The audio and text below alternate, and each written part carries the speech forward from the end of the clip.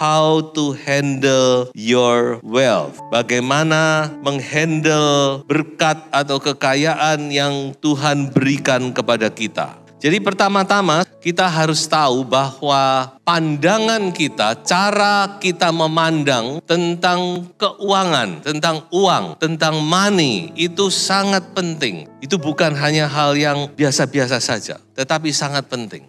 Dalam Alkitab, ya enggak tahu berapa persen deh, tapi banyak sekali firman Tuhan itu berbicara tentang uang. Dan terus terang dari mimbar ini jarang sekali mendengar tentang hal ini. Sekali-sekali saja. Oleh sebab itu, biarlah kita mempunyai pandangan yang benar tentang uang, tentang harta, tentang kekayaan yang Tuhan berkatkan kepada kita. Mari kita membaca satu ayat dulu di dalam Kejadian pasal 12 ayat 1 dan ayat yang kedua. Berfirmanlah Tuhan kepada Abram, pergilah dari negerimu dan dari sanak saudaramu dan dari rumah bapakmu ini ke negeri yang akan kutunjukkan kepadamu. Aku akan membuat engkau menjadi bangsa yang besar dan memberkati engkau serta membuat namamu masyhur dan engkau akan menjadi berkat. Jadi inilah panggilan Allah kepada Abraham. Abraham itu secara jasmani adalah nenek moyang orang Yahudi. Tetapi secara rohani itu adalah nenek moyang kita, spiritual ancestor. Jadi kalau saudara membaca kitab Kejadian, ada 4 tokoh ya, Abraham, Ishak, Yakub, Yusuf. Itu kita sedang membaca nenek moyang rohani kita. Dan inilah yang kita lihat panggilan Allah kepada Abraham. Panggilan awal. Allah berkata, keluar dari negerimu, dari sanak saudaramu. Maka dikatakan, aku akan memberkati engkau dan engkau akan menjadi berkat. Ini poin yang saya tekankan. Jadi panggilan Allah ini juga panggilan kita karena kita terhisap sebagai anak cucu Abraham oleh karena iman kita. Kata surat Galatia. Jadi ketika Allah memanggil Abraham, Allah menjanjikan Abraham untuk diberkati dengan luar biasa. Katakan amin. Jadi ini adalah panggilan yang luar biasa. Tapi jangan lupa bahwa dikatakan kepada Abraham, engkau akan diberkati dan engkau akan menjadi berkat. Ini dua hal yang tidak bisa tidak. Engkau akan diberkati, berlimpah-limpah. Dan kita tahu bahwa Abraham, Ishak, Yakub itu diberkati dengan luar biasa. Tapi Tuhan juga berkata engkau akan menjadi berkat. Jadi jelas melalui ayat ini bahwa Tuhan itu mau memberkati umatnya. Katakan amin. Ini janji Tuhan kepada kita. Amin. Haleluya. Tuhan mau memberkati umatnya. Tuhan mau memberkati saudara dan saya. Ishak menabur di saat-saat yang paceklik, saat-saat yang kering. Dia mendapatkan hasil ratus kali lipat. Tetapi, nah ini ada tetapinya. Tetapi ada hal-hal yang harus kita perhatikan dengan berkat-berkat itu. Makanya kita akan masuk kepada ada 3 hal yang saya katakan ada 3 jangan. Yang pertama firman Tuhan berkata, jangan mengejar kekayaan. Jangan mengejar kekayaan. Ini firman Tuhan jelas.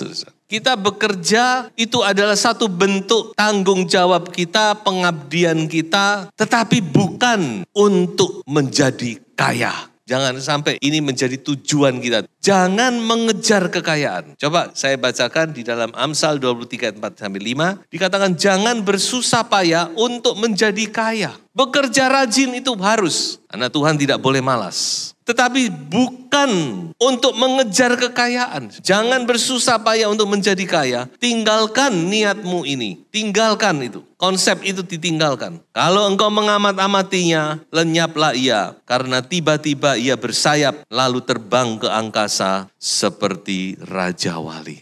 Banyak orang dengan tujuan untuk menjadi kaya, tapi tujuan itu tiba-tiba lenyap. Ini yang pertama, jangan mengejar kekayaan.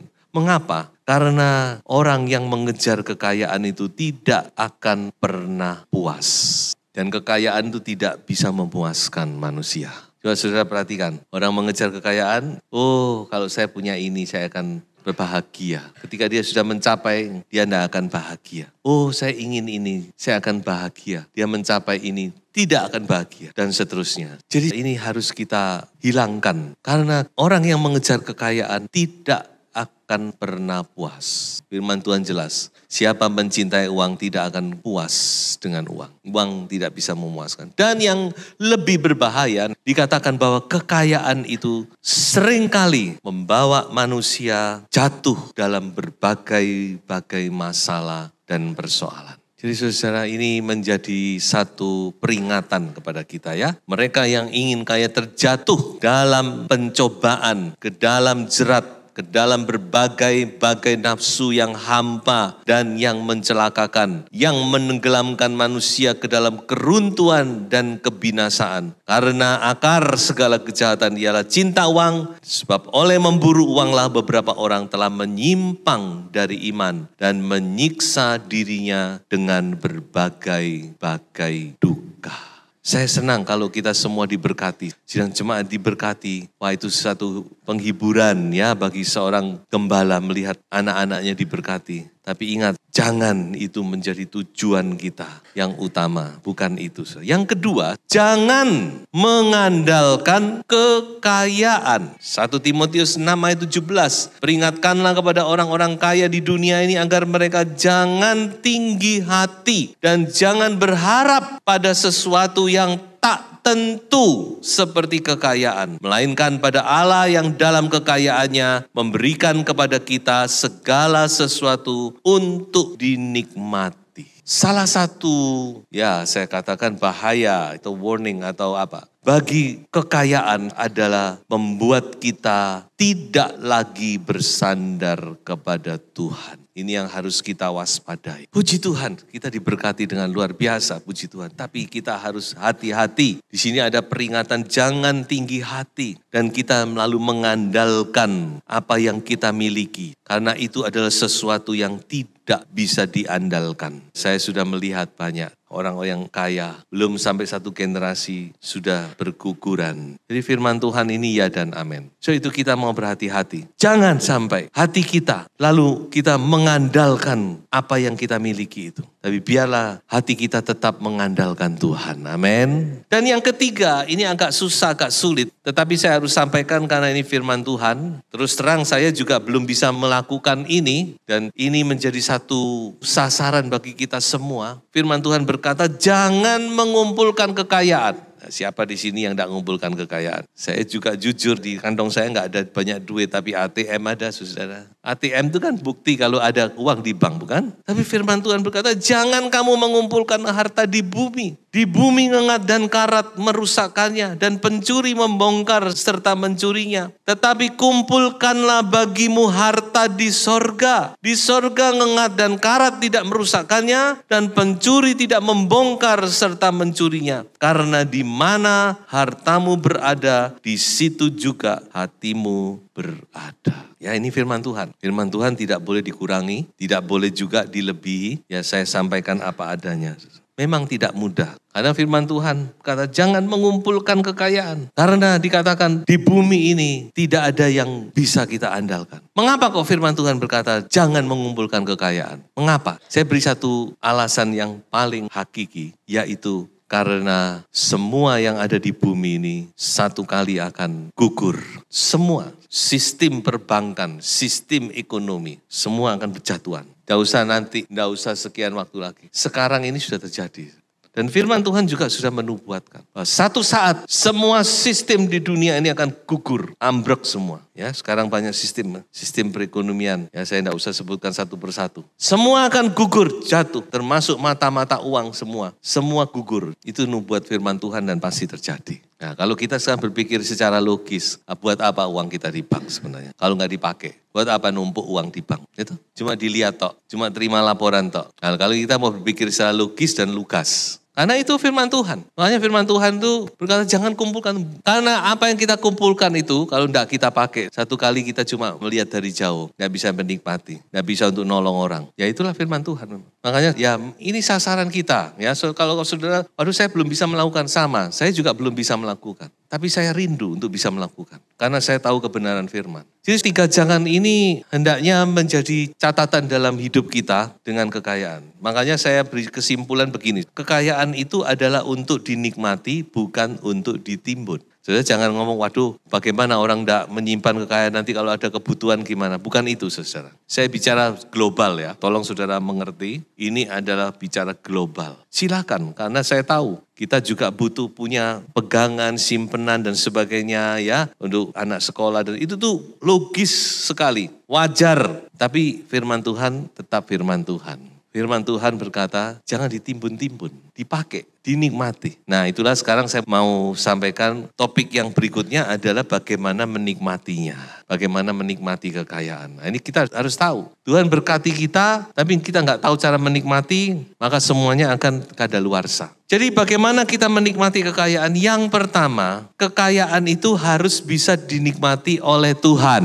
Katakan amin, saudara. Mengapa kok oleh Tuhan? Karena Tuhan yang memberi. Kalau ada mungkin yang berkata, tidak saya yang bekerja, saya yang berusaha. Betul, tapi coba saudara lihat ayat ini. Dialah yang memberikan kepadamu kekuatan untuk memperoleh kekayaan. Kesehatan, kekuatan, kesempatan, kepinteran, semua itu dari Tuhan. Amin. Satu ayat lagi, dikatakan bahwa berkat Tuhan semuanya itu yang menjadikan kita kaya. Ingat saudara, bukan semata-mata karena kita hebat, karena kita rajin. Tentu itu perlu, kerajinan perlu. Kita perlu menggunakan talenta karunia kita, kepintaran kita dan sebagainya. Tapi ingat bahwa semua itu adalah karunia Tuhan. Nah itulah sebabnya, maka yang pertama-tama yang harus menikmati kekayaan ini adalah Tuhan. Katakan amin. Jangan sampai kita seperti Nebukadnezar. Sudah baca Daniel pasal 4 bukan? Bagaimana Nebukadnezar berjalan-jalan di atas soto istananya. Lalu dia berkata,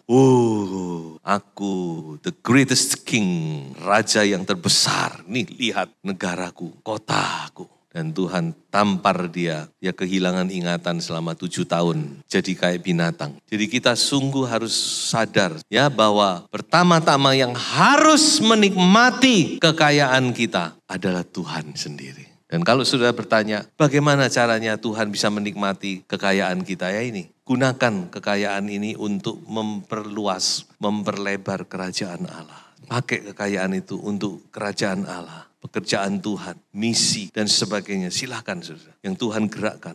Karena pekerjaan Allah ini, pekerjaan Tuhan ini memang Tuhan tidak tergantung dengan uang. Tapi butuh uang bukan? Kita bisa oleh kemurahan Tuhan menikmati tempat ini. Ya ini juga karena uang saudara. Jadi ini yang pertama saudara. Yang kedua, harus bisa dinikmati oleh diri sendiri. Amin. Kekayaan itu harus bisa kita nikmati. Kalau kita nggak bisa nikmati, kasihan deh lu. Ya, itu yang dikatakan oleh pengkhotbah. Sudah bisa baca itu pengkhotbah. Ada orang dikaruniakan kekayaan begini-begini. Tapi nggak bisa menikmati. Dan pengkhotbah katakan sia-sia semuanya. Makanya di dalam kitab pengkhotbah dikatakan setiap orang yang dikaruniai Allah kekayaan dan harta benda dan kuasa, kesempatan, kemampuan untuk menikmatinya itu adalah karunia Allah. Haleluya. Nikmati kekayaan itu saudara. Nikmati berkat-berkat Tuhan. Tentu bukan diri kita sendiri, di sini diri kita sendiri ini menyangkut juga keluarga kita tentunya saudara ya. Istri, anak-anak, semua kita harus termasuk di situ. Jadi ini satu berkat yang tersendiri. Kalau kita bisa menikmati berkat-berkat Tuhan, kita harus bersyukur, silakan menikmati. Oleh sebab itu saya katakan bahwa tidak ada yang salah orang menikmati kekayaan, menikmati berkat-berkat yang Tuhan berikan asal wajar dan rasional. Wajar-wajar saja dan rasional. Ini pengertiannya tentu banyak saudara ya. Tapi saya tidak bisa menjelaskan. Tapi saya yakin Tuhan akan memberikan pengertian kepada saudara. Apa itu wajar dan rasional. Ya, jangan sampai berlebih-lebihan, show off, pamer kekayaan, jangan. Saudara. Apalagi zaman sekarang itu cari masalah. Saudara ya, mengundang maling itu saudara ya.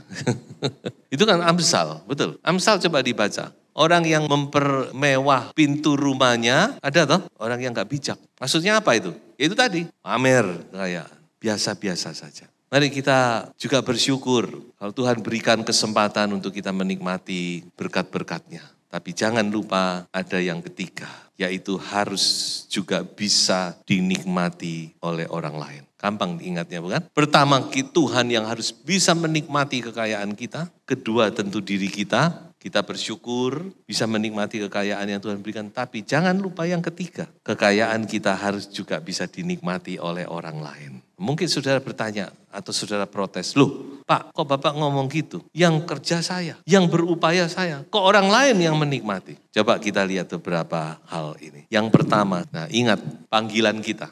Kamu akan kuberkati dan olehmu segala bangsa akan memperoleh berkat. Jadi panggilan kita ini bukan cuma kita diberkati saudara. Tapi kita juga harus bisa menjadi berkat. Amin. Itu panggilan kita. Kita sudah lihat di awal khotbah ini. Itu kehendak Tuhan. Kita diberkati supaya kita bisa menjadi berkat. Dan yang kedua adalah perintah Tuhan untuk kita memperhatikan orang-orang yang miskin. Selalu ada 3 hal yang gandeng. Saudara kalau baca perjanjian lama, janda, yatim piatu, orang asing. Ini adalah perintah Tuhan. Tuhan memerintahkan untuk kita memperhatikan mereka. Untuk kita memberkati mereka. Dalam Taurat dikatakan kalau kamu panen, entah panen apa. Jangan dikokot sampai habis semuanya. Tinggalkan untuk orang miskin supaya mereka bisa menikmati juga. Dan itu yang dilakukan oleh Boas.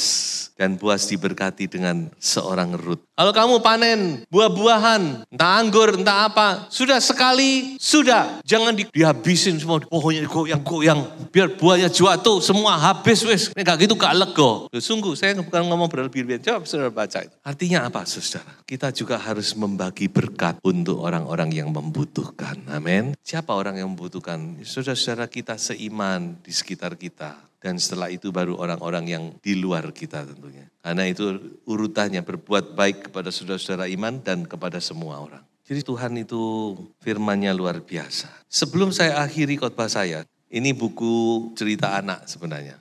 Dulu waktu di Taiwan, waktu anak saya Iwan masih kecil, saya belikan. Ya, ada kasetnya juga. Buku ini tiba-tiba muncul, saudara. Saya juga kaget. Kebetulan saya bongkar gudang di depan saya. Saya pinjam tempat situ lalu karena mau dipakai akhirnya gudang itu dibongkar. Tiba-tiba buku ini disuguhkan. Pak, saya nemu buku ini. Saya kaget tuh. Kok bisa? Ada yang lain? Tidak ada. Cuma ini dan masih plastikan. Saudara. Ini judulnya adalah Wu Zhi de Cai Zu.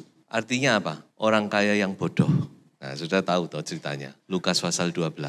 Saya juga kaget. Loh, pas saya mau memberitakan firman ini, kok bisa muncul buku ini? Wu Zhi de Cai Zu. Ceritanya sebenarnya menyadur cerita itu. Perumpamaan yang Tuhan katakan. Tapi ya tentu dia di model sebuah drama tentunya. Saudara tahu tuh ceritanya ini. Saudara. Bagaimana ada orang kaya. Ya di sini juga ceritakan ini ada 2 anak ini tadinya miskin ya. Tapi akhirnya diberkati luar biasa sampai akhirnya si kakak ini menjadi orang yang sangat kaya di desa itu. Tapi sayang ketika dia sudah kaya raya, dia menjadi orang yang medit, yang pelit. Saudara. Dia cuma tahu menumpuk kekayaan.